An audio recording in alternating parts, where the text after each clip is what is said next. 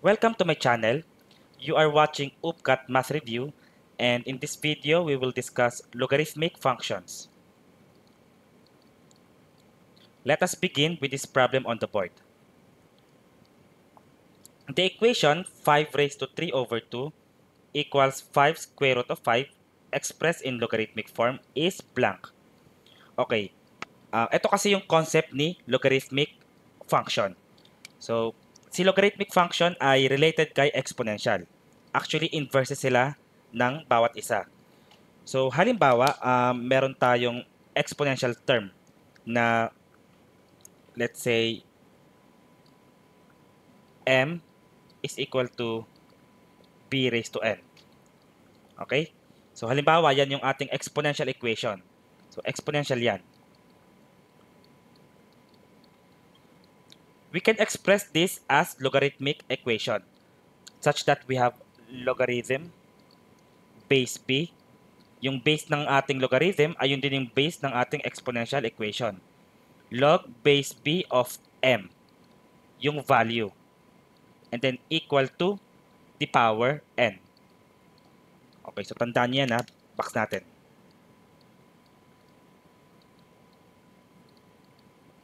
Alright, so i-apply natin yan sa...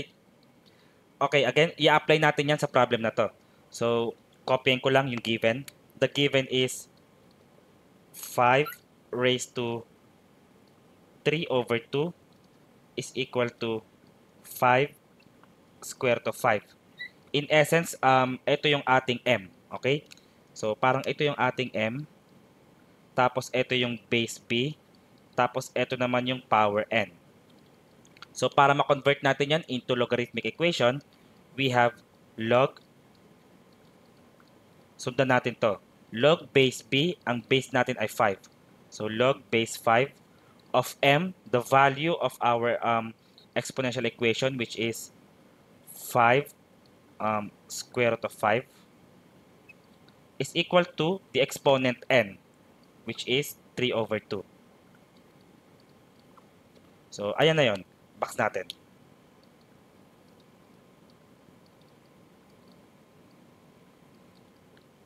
So, the answer here is option D. Next, evaluate the following logarithmic expression. Log base 7 of 7 square root of 7. So, kopyahin ko. The given is log base 7 of 7 square root of 7. Okay, so ang value niyan, mag-equate tayo or mag-let tayo. Assuming this is equal to, let's say, n. Okay? Kasi para masundan na rin natin itong formula natin. Okay? Ngayon, from this logarithmic equation, i-transform natin siya into exponential. Pabaliktad naman. From here, papunta dito. Okay? So, ang mangyayari, yung base ng ating logarithm, sabi natin, ayan yung base ng exponential equation. So, 7 raised to the power, ito yung power natin, n, raised to n, is equal to, ayan, ito yung amount ng ating exponential equation. 7 square root of 7. Okay? Now, para ma-solve natin si n, pag-solve tayo ng exponential equation. Okay, tandaan niyo pa paano mag-solve ng exponential equations. Okay, ganun pa rin. So, we can express this square root of 7 into 7 raised to 1 half. Okay, so 7 raised to n is equal to 7 times 7 raised to 1 half. Okay, baka magtaka kayo, we have square root of 7, naging 7 raised to 1 half. Galing yan sa idea na yung fractional exponent to radical conversion. Kapag meron kang, let's say, nth root of a raised to m, equivalent yan kay a raised to m over n. Okay? Sa case ng ating given, meron tayong square root of 7. Ang index ng square root ay 2. Kahit na hindi yan kita. Automatic ang value ng n yan ay 2. Tapos, yung m naman natin, raised to 1 yan.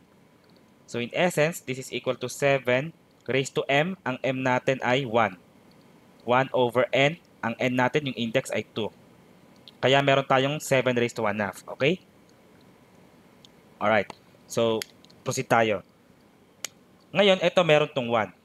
Okay? Tapos meron tayong product. Multiplying same base, 7. Again, ang rule dyan, yung product rule ng exponents. So, ipagpa-plus mo yan.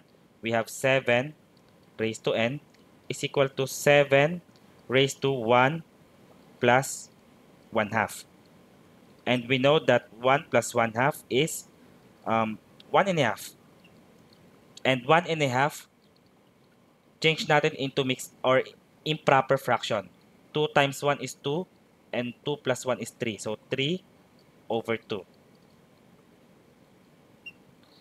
And pag in-apply natin yung rule sa may exponential function, alam natin na same base, cancel out na yung same base na yan.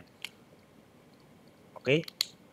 So equate na lang natin yung powers. N is equal to 3 over 2. Ayan yung value ng n. So, ito yung answer natin. And that is option B.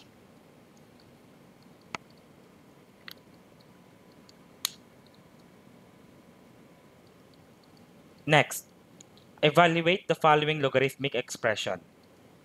We have the natural logarithm or ln of 5e divided by 4 plus 4 natural logarithm of 5. Okay, so para ma-solve natin to, kailangan natin yung product rule ng logarithm. So, isusulat ko sa my board. The product rule looks like this.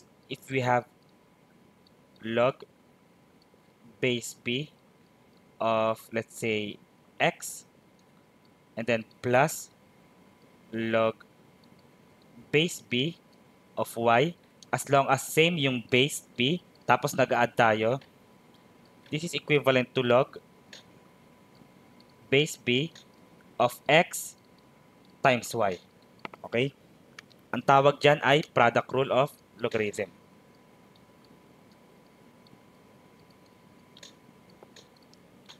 I-apply natin yan. So, una, copyin ko yung problem.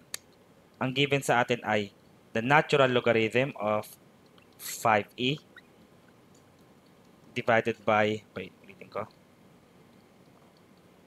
So, divided by 4 plus 4 times ln of 5. Okay. So, dito sa may taas, the natural logarithm of 5e. So, we can actually assume na may parenthesis tayo dito. Tapos, nag-multiply tayo ng 5 saka e. Pwede mo siyang i-compare dito, x times y. So, parang ang gagawin natin, i-expand natin. So, from dito, gagawin natin ganyan, into addition. Okay? So, gawin natin yon. Applying this concept, okay, therefore we have ln of 5 plus ln of e. Okay? Kasi meron tayong multiplication, pinag-add lang natin. Sineparate natin yung 5 times e into addition. Okay? And then divided by, eto, take out lang natin yung common factor na 4. So 4, and then may iwan sa loob na 1, kasi 4 divided by 4 is 1, plus ln 5. Okay? And dito sa may taas, itong ln 5 plus ln e, marireduce natin yan. Bakit?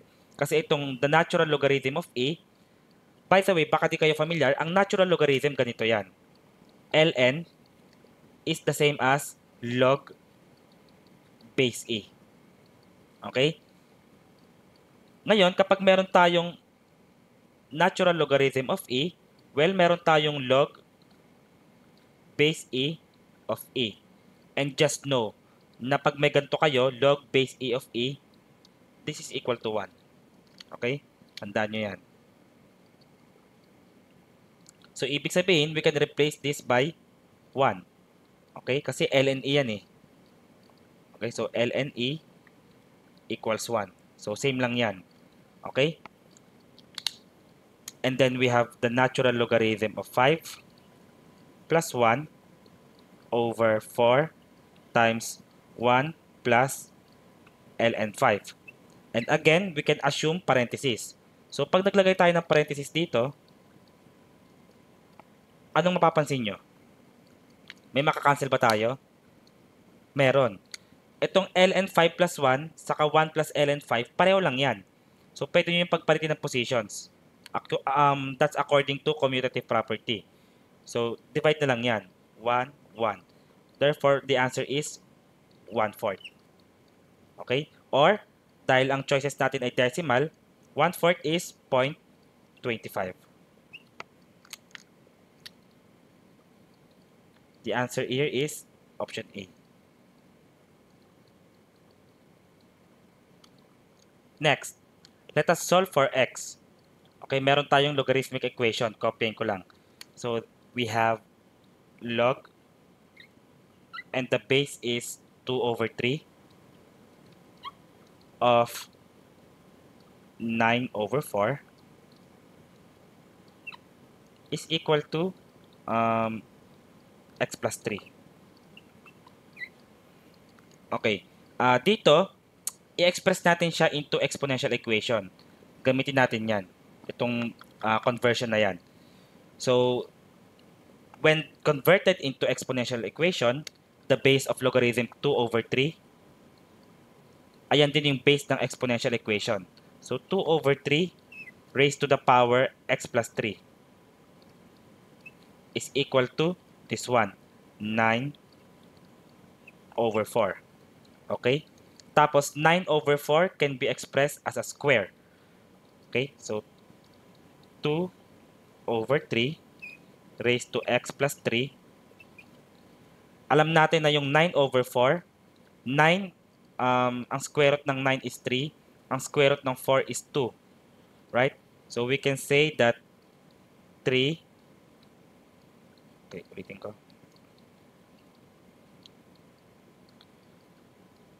3 over 2 squared. Tama. Ngayon, kumusta yung bases natin? Magkapareho na ba yung base? Hindi pa. 2 over 3, tapos ito 3 over 2. Well, gagamitin lang natin yung reciprocal rule. Kunin natin yung reciprocal nito, tapos i-change natin yung power nito into negative. Okay? Therefore, we have 2 over 3 raised to x plus 3 is equal to, eto gawin din natin 2 over 3. 2 over 3 raised to, ngayon magiging negative 2 na yan. And in that sense, cancel out na yung base. Same na yung base natin. Okay? So, equate natin yung powers. We have x plus 3 is equal to negative 2. Tapos, itong 3, transpose sa kabila, magiging minus. Therefore, we have x is equal to negative 2 minus 3, which means x is equal to negative 5. So, ayan na yung sagot natin. The answer here is option C.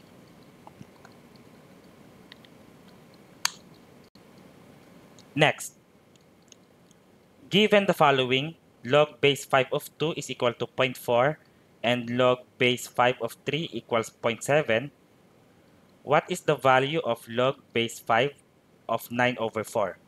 Okay, so babalik tayo sa 3 basic rules of logarithms. So, ito pa lang yung isa.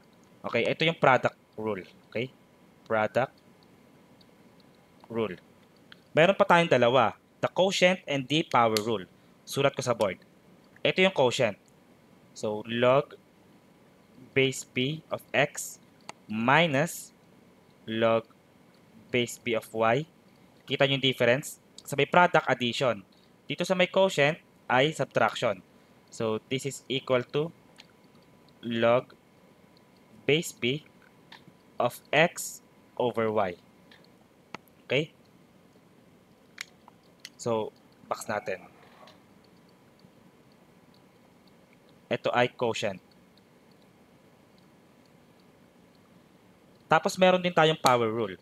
Sa power rule naman, pag meron tayong n log base b of m, this is equal to log base b of m and then raised to the power of n. Parang ito, ita-transfer mo as exponent. So, ayan yon. That's the power rule.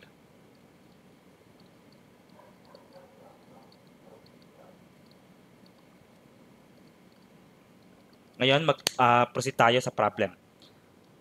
Copyin ko yung expression. Ang binigay sa atin ay log base 5 of 9 over 4. Okay? So, apply natin itong quotient kasi meron tayong quotient such that magiging subtraction yan. Tapos mag-expand siya. Kasi from dito, magiging ganito.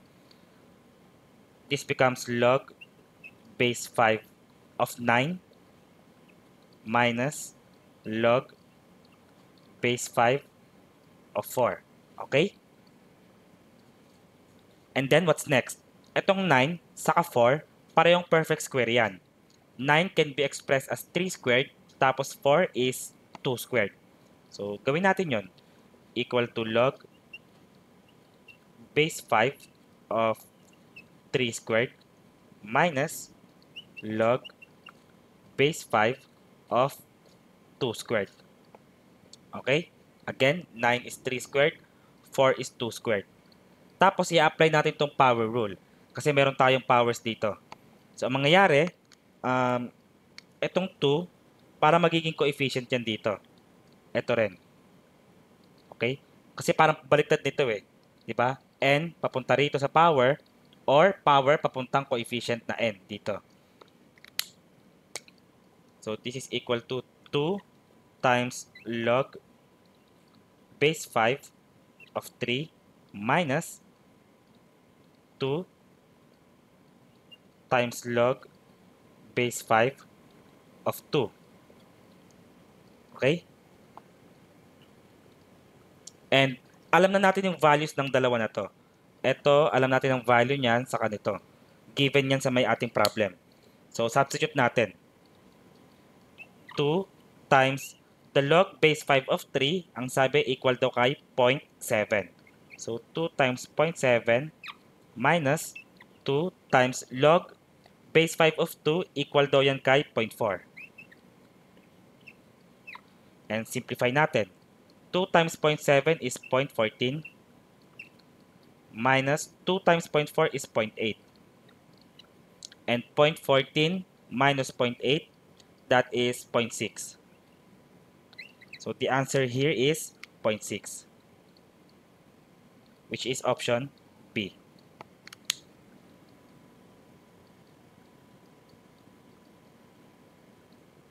Next, given the following, so same pa rin. Yung previous problem natin, ganun pa rin yung given conditions. Log base 5 of 2 is equal to 0.4 while log base 5 of 3 equals 0.7. However, this time, what is the value of log base 5 of square root of 6? So, copyin ko. Log base 5 of the square root of 6. Okay? So, square root of 6 is 6 raised to 1 half. Okay? So, log base 5 of 6 raised to 1 half. Alright? Next, dahil may power tayo rito, i-apply lang natin yung power rule. Therefore, we have 1 half. Okay? 1 half yan kasi itong 1 half, lagay natin dito. Okay? 1 half times log base 5 of 6. Okay? And 6 can be expressed as product. So we can say like 1 half times log base 5 of 3 times 2. Tama? And dito, i-apply natin yung product rule. Okay? Kasi meron tayong product dito. Yan. I-apply natin yan. So, separate natin into addition. Therefore, we have 1 half times log base 5 of 3 plus log base 5 of 2. Okay? And may values yan. Log base 5 of 3, saka to. Substitute natin. 1/2 times the value of log base 5 of 3 is 0.7 plus the value of log base 5 of 2 is 0.4. Proceeding, 1/2 times 0.7 plus 0.4 is 0.11. Okay? And 1/2 of 0.11 is 0.55. And ayan na yung answer natin. That's option